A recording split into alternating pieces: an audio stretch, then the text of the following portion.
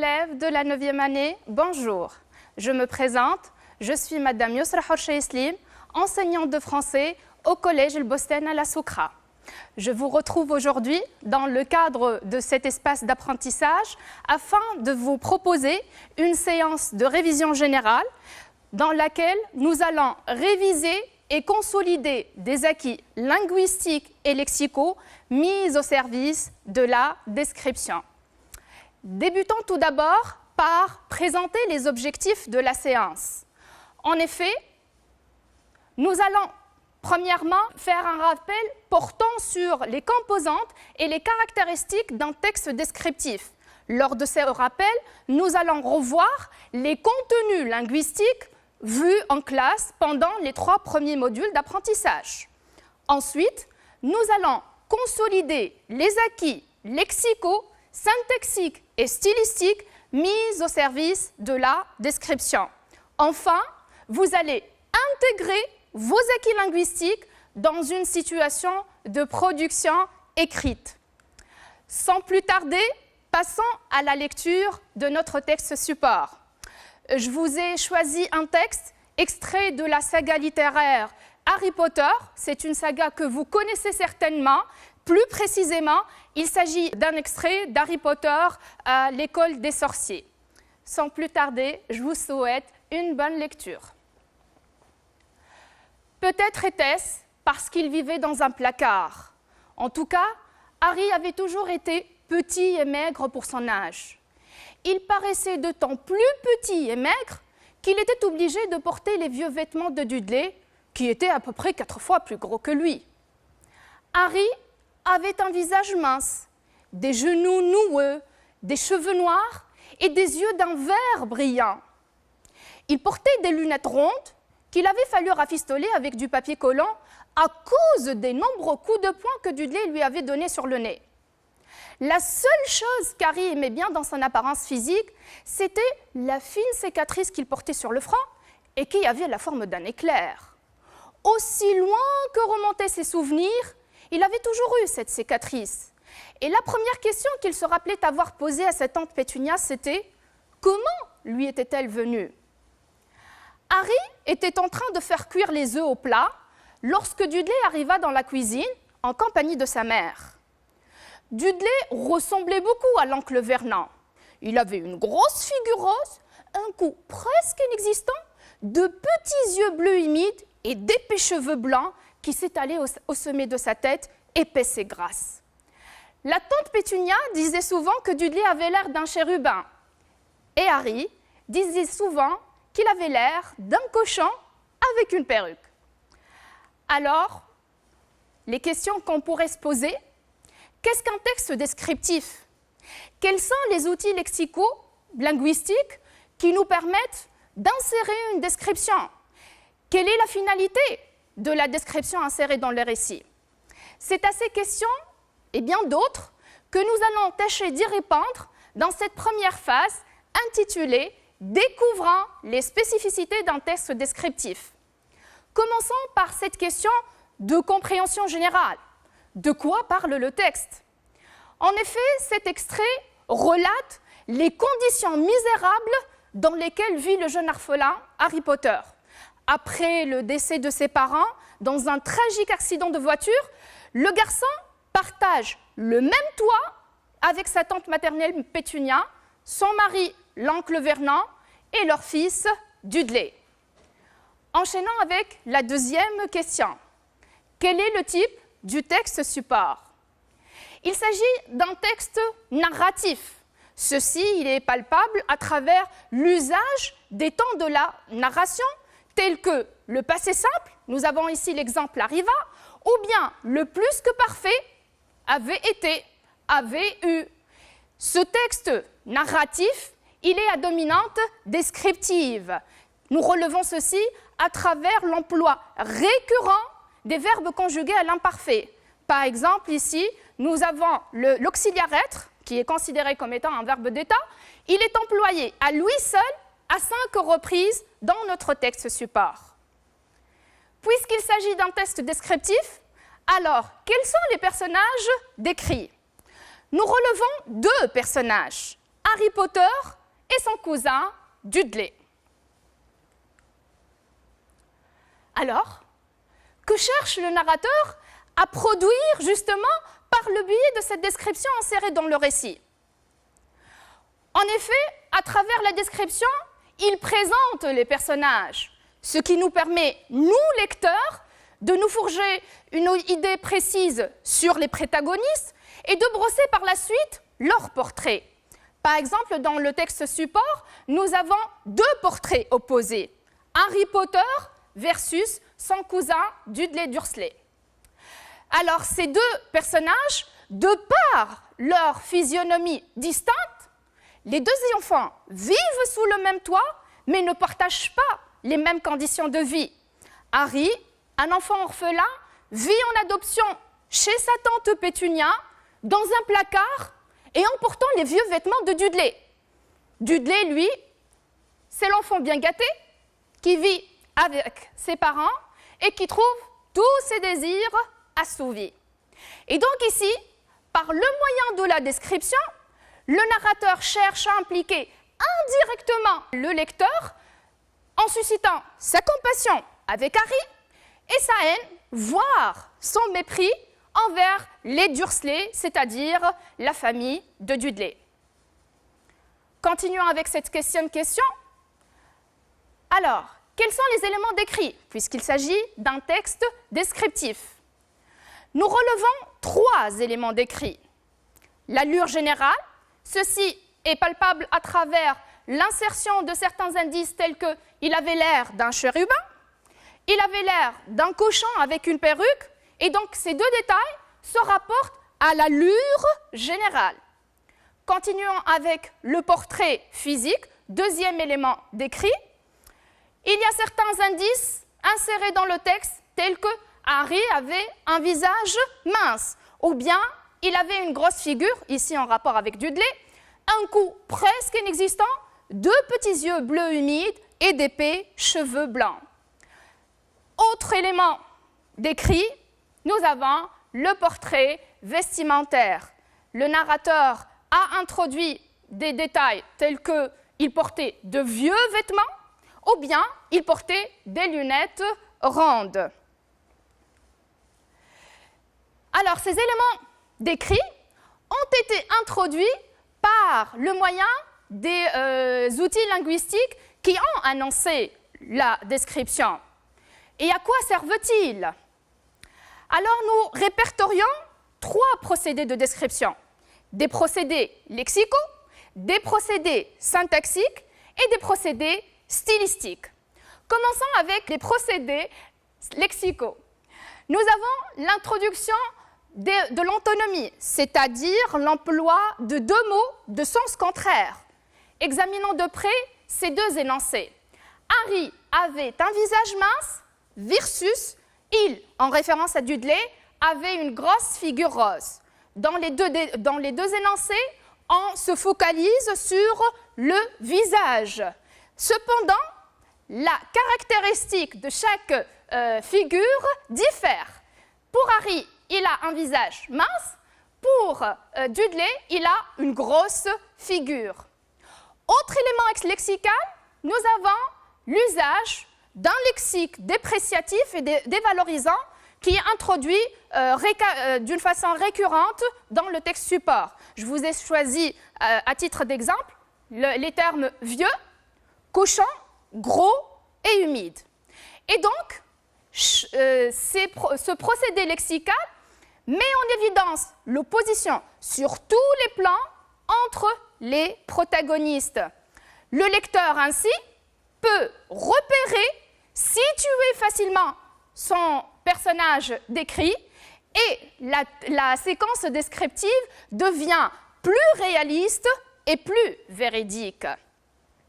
Enchaînons avec les procédés syntaxiques.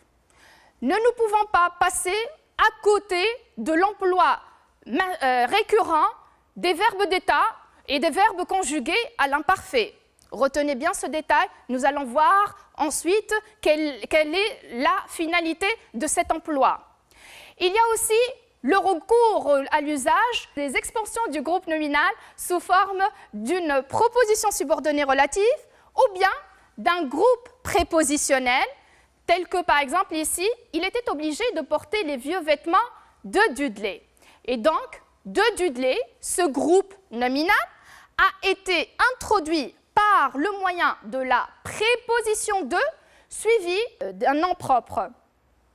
Et donc, ces diverses expansions enrichissent la description et nous fournissent plus de détails qui vont nous permettre de mieux connaître et de mieux représenter les personnages. Terminant avec les procédés stylistiques, il y a dans notre texte support 2 comparaisons insérées. Je vous ai choisi l'exemple suivant. Il avait l'air d'un cochon avec une perruque. Et donc, dans cet exemple, Dudley, il est assimilé à un animal, à savoir un cochon. Ce tableau résume les principaux procédés de description, mais il n'est pas exhaustif. En fait, le texte n'était qu'un prétexte pour voir la grammaire en contexte. C'est pour cela que nous allons passer à cette deuxième phase où nous allons voir des exercices de révision et de consolidation des acquis. Durant ces exercices, nous allons consolider vos acquis comportant les procédés de description. Par exemple, je vous ai choisi 3 exercices durant lesquels nous allons voir d'autres moyens possibles pour décrire que nous n'avons pas vu ultérieurement dans le texte support. Dans l'exercice numéro 1, je sais que parfois vous vous trouvez hésitant quant à l'emploi, par exemple, de l'imparfait ou bien du passé simple. Donc, dans cet exercice, nous allons élucider votre difficulté et vous allez vous rendre compte que seules les valeurs de l'imparfait ou bien du passé simple sont les critères les plus tranchants. Quant à l'exercice 2 et 3, nous allons réviser l'emploi des expansions du groupe nominal. Commençons par l'exercice numéro 1. Je lis la consigne. Souligne les expressions du temps dans cet extrait, puis conjugue les verbes mis entre parenthèses, soit à l'imparfait, soit au passé simple, selon le cas. Pendant son enfance, Jacques vaincra l'auxiliaire être, rossé par sa mère. Celle-ci, le verbe battre, quotidiennement. Chaque matin, Madame viendra fouetter son fils Jacques, sous prétexte qu'il ne faut pas gâter les enfants. Elle, le verbe appeler son fils, lui, le verbe ordonner de se retourner, puis elle, le verbe commencer à le fouetter. Le pauvre garçon qui, N', arrivé, pas à comprendre la raison de la correction imposée par sa mère, se mettre à hurler de douleur en la suppliant d'arrêter. Un jour, Mademoiselle Ballandreau, la voisine, le verbe inventer une astuce pour le sauver. Dès que cette femme bienveillante avait entendu ma mère me menacer de me fouetter, elle louit le verbe proposé de la remplacer. Depuis, à l'heure du fouet, la bonne vieille fille de 50 ans, le verbe faire, entrer le gamin dans la pièce, le verbe frapper dans les mains, et lui, verbe demander de faire semblant de crier. Le soir, la mère, verbe remercier sa remplaçante, à votre service, le verbe répandre, la brave fille en glissant un bonbon en cachette dans la poche du rescapé. Rappelez-vous, chers élèves, les terminaisons de l'imparfait. Alors, avec je, en nous mettant AIS, AIS avec tu, AIT avec il ou bien elle au singulier, IONS avec la première personne du pluriel, nous, IEZ avec la deuxième personne du pluriel, vous, AIONT avec la troisième personne du pluriel, il ou bien elle. vous vous êtes certainement rappelé en lisant cet exercice, le personnage de Jacques, l'enfant marginalisé et brutalisé par sa mère, une femme rude, jugée sans cœur. C'est un personnage que vous avez vu lors du texte « Il ne faut pas gâter les enfants », un texte qui figure dans votre manuel scolaire. Passons à la correction de cet exercice. On commence par la première phrase. Pendant son enfance, Jacques vaincra être rossé par sa mère. Avant tout, nous devons souligner la locution adverbiale pendant son enfance, une indication de temps qui indique que cette action, elle dure dans le passé. Et donc, nous allons conjuguer l'auxiliaire être à l'imparfait, vu qu'il exprime la valeur durative. On enchaîne avec la deuxième phrase. Celle-ci, le verbe battre quotidiennement. Également, nous allons souligner l'adverbe quotidiennement qui indique une action qui se répète, qui est itérative. Et donc, par cette valeur, nous allons également conjuguer le verbe battre à l'imparfait. Troisième énoncé, chaque matin, Madame vaincra le verbe fouetter son fils Jacques, sous prétexte qu'il ne faut pas gâter les enfants. L'indicateur temporel « chaque matin » qui apparaît sous forme d'un groupe nominal indique une action répétitive. Et donc, le verbe, comme vous l'avez très bien deviné, doit être conjugué à l'imparfait. Enchaînant, elle, le verbe appeler son fils, lui, le verbe ordonner de se retourner, puis elle, le verbe commencer à le fouetter. Ici, on rapporte le rituel du fouet instauré chaque matin. Et donc, ces verbes appeler, ordonner et commencer vont être conjugués à l'imparfait, vu qu'il s'agit d'une action répétitive et itérative. Le pauvre garçon, qui, le verbe arriver, pas à comprendre la raison de la correction imposée par sa mère, se mettre à hurler de douleur en la suppliant d'arrêter. Ici, il y a le retour à la description de cet enfant marginalisé, sévèrement fouetté par sa mère.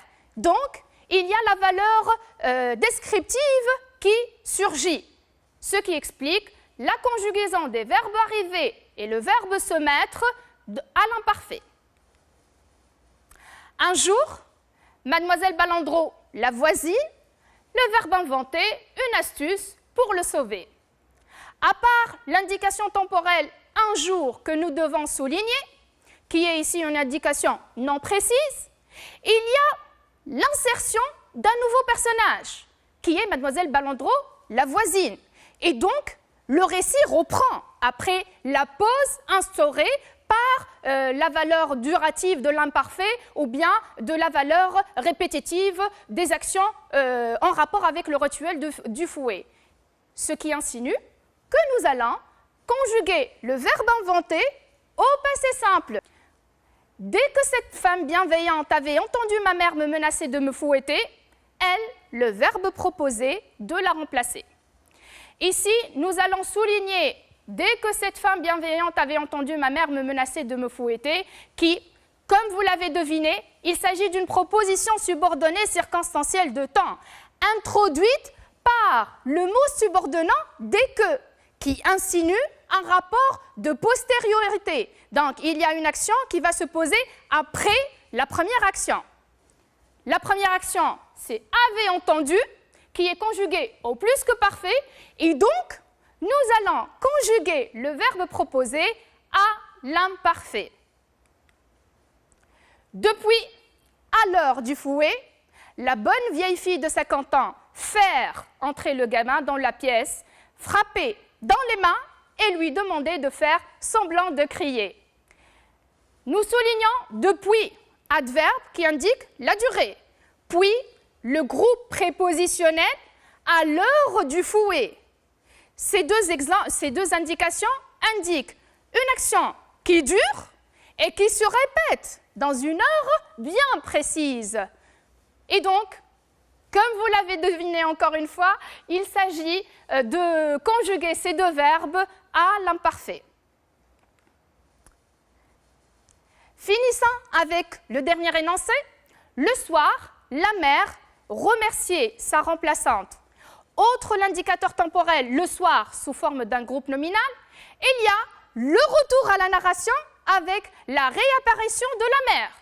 Et donc, nous devons conjuguer notre verbe au passé simple. Nous obtenons ainsi remercia. À votre service, répondit la brave fille en glissant un bonbon en cachet dans la poche de rescapé, puisque nous continuons avec la narration. Passons à ce tableau synthétique qui résume les principales caractéristiques des deux parties que nous avons vues dans l'exercice numéro 1. Il y a une partie descriptive et une partie narrative.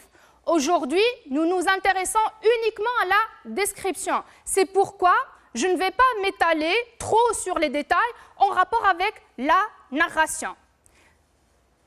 Intéressons-nous à la description. Alors, cette partie se démarque par l'emploi des verbes conjugués à l'imparfait. Et cet emploi, il sert à planter le décor.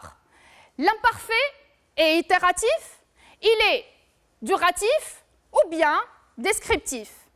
Il est itératif quand il exprime une action qui se répète dans le passé, telle que, par exemple, dans cet énoncé, chaque matin, Madame Vintra fouettait son fils. C'était une action qui se répétait chaque matin.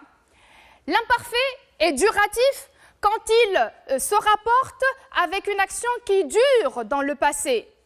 Par exemple, pendant son enfance, Jacques Vintra était rossé par sa mère.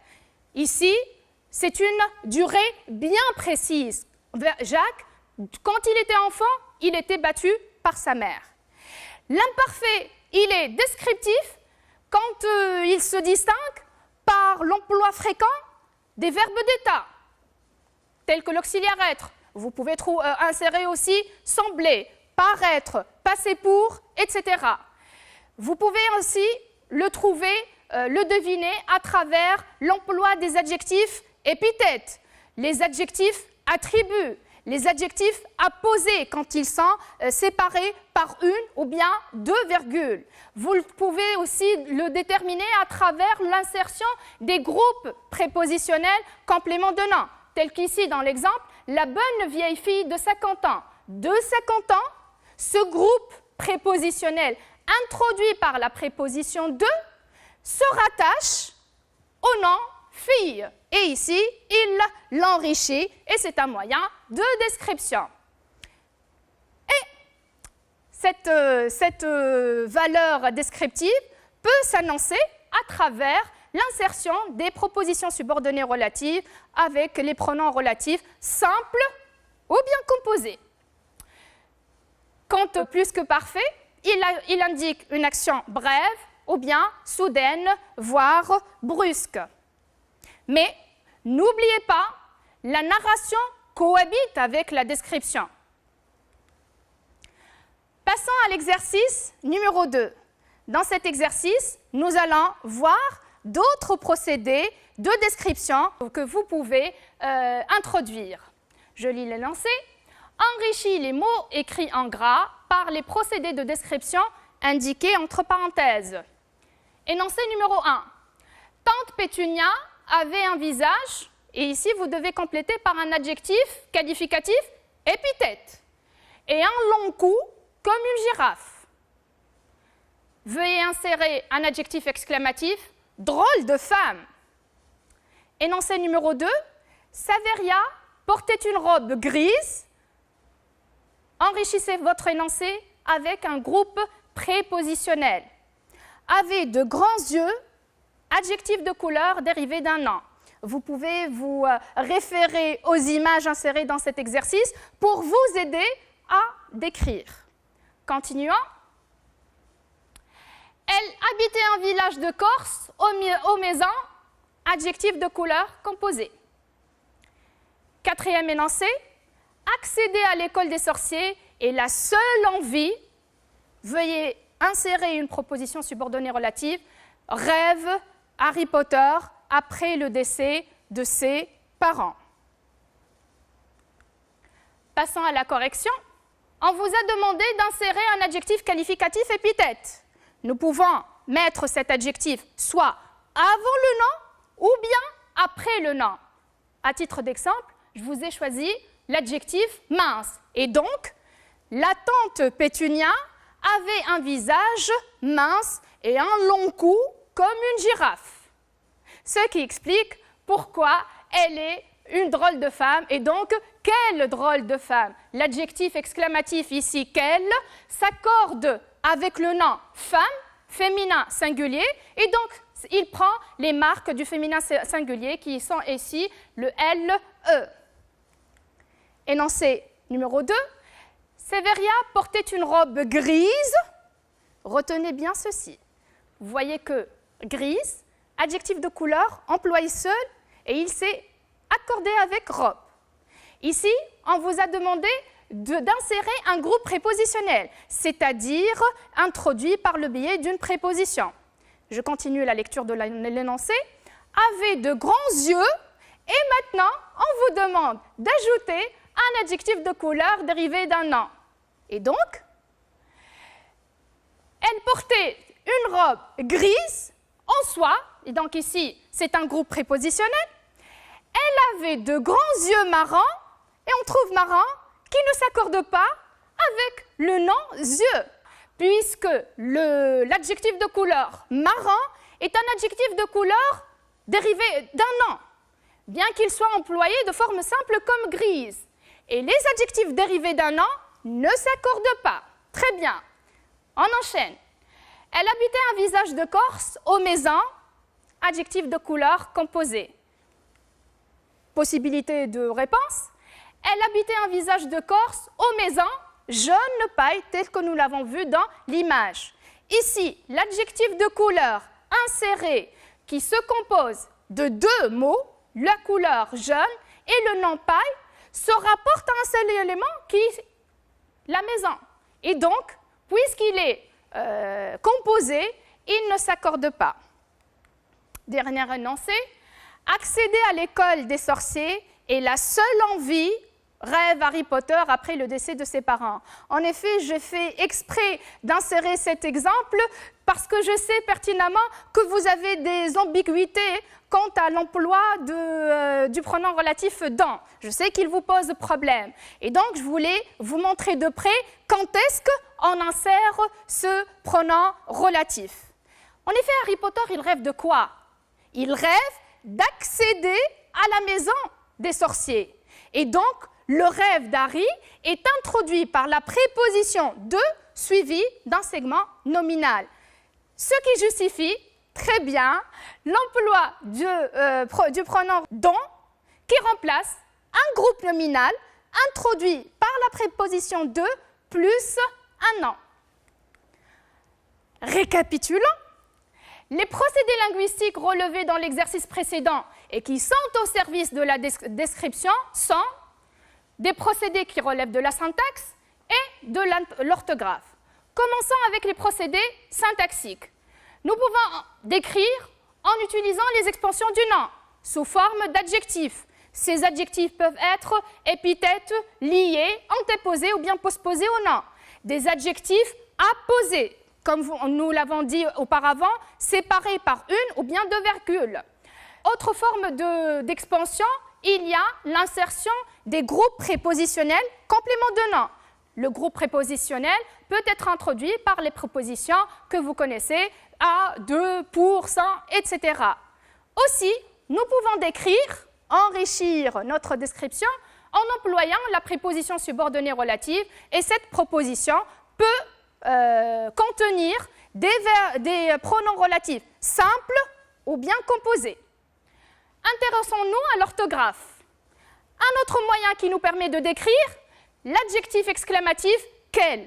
Ici, nous pouvons le trouver quand il est employé avec le masculin singulier ou bien le masculin pluriel. Il prend un S. Féminin singulier, on ajoute le LE. Féminin pluriel, on ajoute le LES. Et donc, Cet adjectif exclamatif s'accorde en genre et en nombre avec le nom auquel il se rattache. Rappelez-vous l'exemple de « quelle drôle de femme ». La phrase exclamative obtenue par le biais de cet adjectif exclamatif sert à exprimer une émotion subjective puisqu'il peut s'agir d'un étonnement, d'une joie ou bien d'un dégoût, et ce qui va renforcer la description. Autre moyen qui relève de l'orthographe qu'on peut insérer pour décrire sont les adjectifs de couleur. Alors ces adjectifs, quand ils sont employés de forme simple, ils s'accordent en genre et en nombre avec le nom auquel ils se rattachent. Rappelez-vous, la robe grise. Il n'y a pas d'accord quand l'adjectif de couleur il est composé, tel que jaune paille. La couleur désigne le même élément. Et il n'y a pas d'accord quand il est, comme l'exemple de marron, dérivé d'un nom.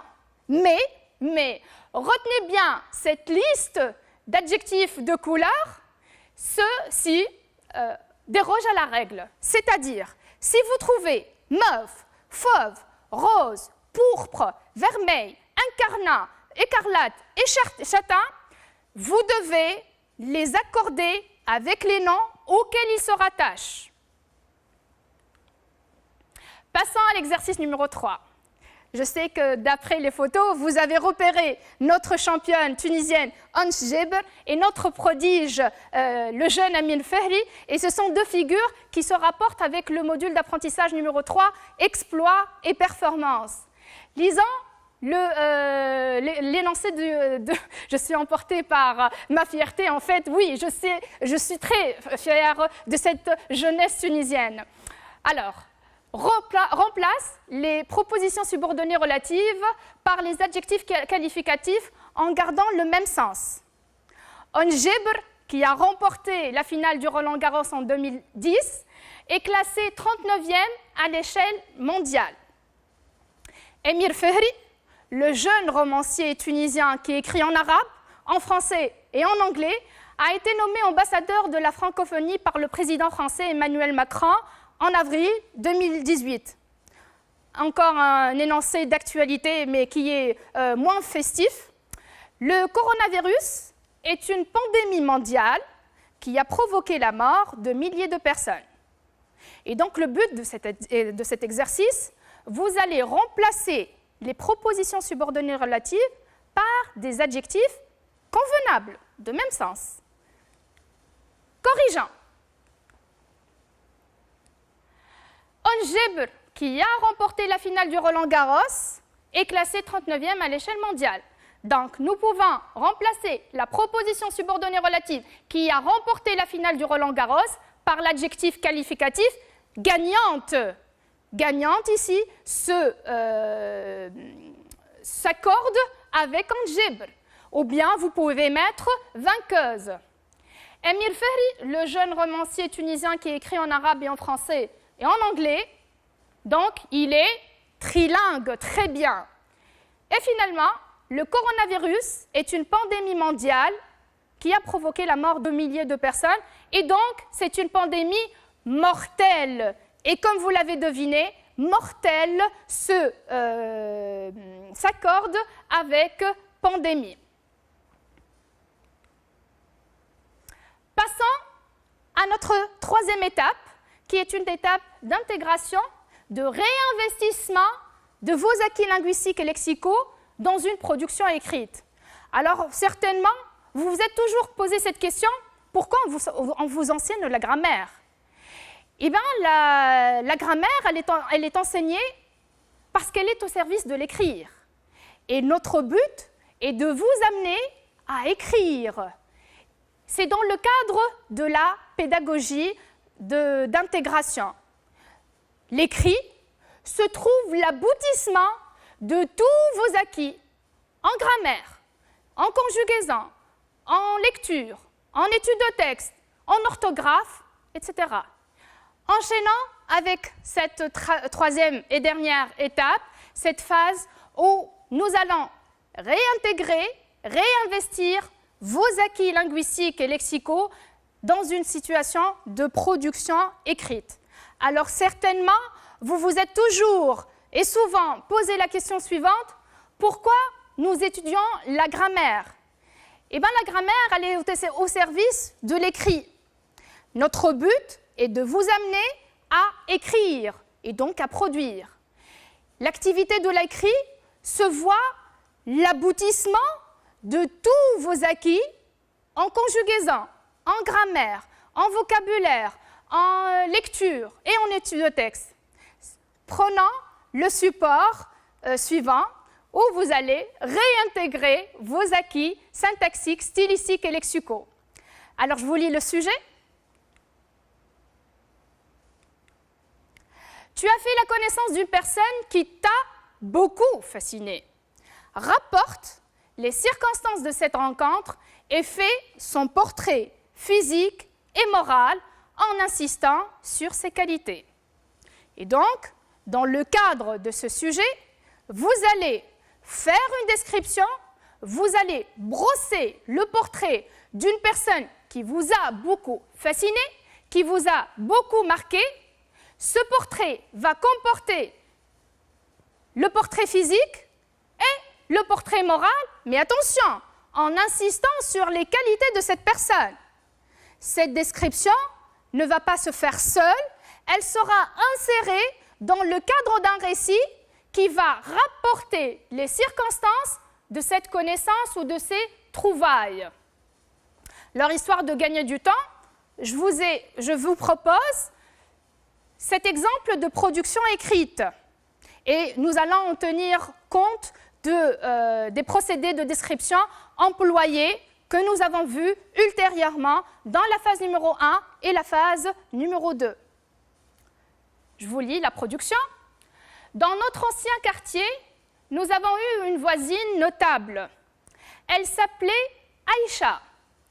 C'était une très belle femme âgée de 45 ans. Elle me paraissait plus jeune que son âge. Elle semblait petite de taille. Elle était mince et maigre comme un clou. Elle avait un beau sourire ensorcelant qui éclairait à chaque fois son visage au teint clair. Ses grands yeux marrons, fascinants, dégageaient beaucoup de bonté et de générosité. Sa voix de velours était si mélodieuse que j'avais l'impression à chaque fois qu'elle parlait, qu'elle chantait. Ses yeux noirs, couleur de jaillet, étaient toujours bien coiffés. Tante Aïcha passait pour une femme élégante qui avait un goût vestimentaire très raffiné. À chaque fois que je la voyais, je pensais à une star. Tout mon quartier lui devait énormément de respect. Outre sa beauté et sa docilité, elle était très altruiste. En effet, elle avait le cœur tendre avec tous ceux qui étaient dans le besoin et qui sollicitaient son aide. Parfois, elle essayait de trouver des solutions à leurs problèmes. Elle consolait certains, donnait de l'argent à d'autres. Ma chère voisine tâchait aussi d'intervenir pour réconcilier entre les voisins à chaque fois qu'un malentendu se produisait. Avec les enfants, Aïcha avait l'air d'une fée, d'un ange. À chaque fois qu'on jouait devant sa porte, elle nous couvrait de bonbons et de tendres baisers. J'aimais infiniment tante Aïcha, qui représentait pour moi la femme idéale, le symbole de la générosité. Alors ici, vous vous êtes rendu compte que pour faire le portrait de cette personne qui m'a marqué, tante Aïcha, j'ai inséré des procédés de description. Ils sont divers. J'ai employé mes verbes, je les ai conjugués à l'imparfait, tels que le verbe s'appeler, tel que le verbe dégager, éclairer, parler, voyer, penser, et ils sont très nombreux. Pour décrire dans Aïcha, j'ai inséré des expansions du groupe nominal, telles que le groupe prépositionnel, voyez ici, de taille, ou bien de jaillet. J'ai inséré des adjectifs, attributs, tels qu'ici, belle. Vous avez ici aussi petite, mince, etc. Il y a aussi l'insertion, l'usage des adjectifs apposés. Ils sont séparés par 2 virgules. Voyez, ensorcelant, fascinant. Nous avons aussi des propositions subordonnées relatives qui ornent notre description, telles que qui avaient un goût vestimentaire très raffiné. J'ai employé des verbes d'état tels que paraisser, sembler, passer pour. Et finalement, il y a eu l'introduction de deux comparaisons, un moyen stylistique qui va faire démarquer ma production. Maigre comme un clou, avait l'air d'une fée ou bien d'un ange. Pensez souvent à introduire ces procédés stylistiques qui vont certainement embellir votre description et la faire démarquer des autres. Essayez de ne pas tout donner dès le début. Gardez le meilleur pour la fin pour retenir celui qui vous lit. C'est un détail très important. Essayons de récapituler, retenant l'essentiel. Alors, la description accompagne le plus souvent la narration en constituant une pause dans le déroulement de l'action. Pour décrire, réinvestissez vos acquis linguistiques et optimisez l'acte d'écrire, ces acquis que nous avons vus dans la production et dans les autres exercices 1 et 2. Pour brosser le portrait d'un personnage, pensez à ces détails d'ordre méthodologique. Organisez votre portrait. Donnez, en premier lieu, une identité à votre personnage, son nom ou bien son âge. Tante Aïcha, c'est une femme qui a 45 ans. Donc, j'ai mentionné son nom et son âge. Veuillez aussi organiser votre description, c'est-à-dire partez du général vers le particulier. Autre détail très important dans l'organisation de votre portrait, essayez d'être sélectif. Ne balancez pas du tout.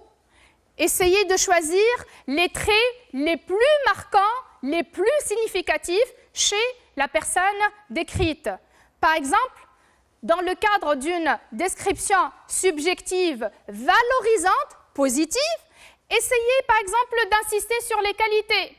Rappelez-vous de Tante Pétunia pour décrire son enfant tant aimé Dudley. Elle dit « il a l'air d'un chérubin, il a l'air d'un ange ». Ici, son instinct maternel la pousse à valoriser les qualités angéliques de son fils. Par contre, si vous cherchez à dévaloriser le personnage, employez un lexique dépréciatif péjoratif. Amplifiez ses défauts. Attribuez-lui une tonalité ironique sous forme de caricature, par exemple. Et ici, rappelez-vous comment Harry qualifie son cousin. Il a l'air d'un cochon. Et donc, ici, il se moque de Dudley. Outre ses joues roses, sa grosse figure, il a un cou presque inexistant. Et donc, ici, il y a un rapport d'analogie. Et Harry, il est en train de se moquer de son cousin. Ainsi, nous arrivons à la fin de notre séance. Je remercie vivement M. Semislimi pour son encadrement pédagogique. Merci de votre attention. Portez-vous bien et je vous souhaite une très bonne chance. Au revoir.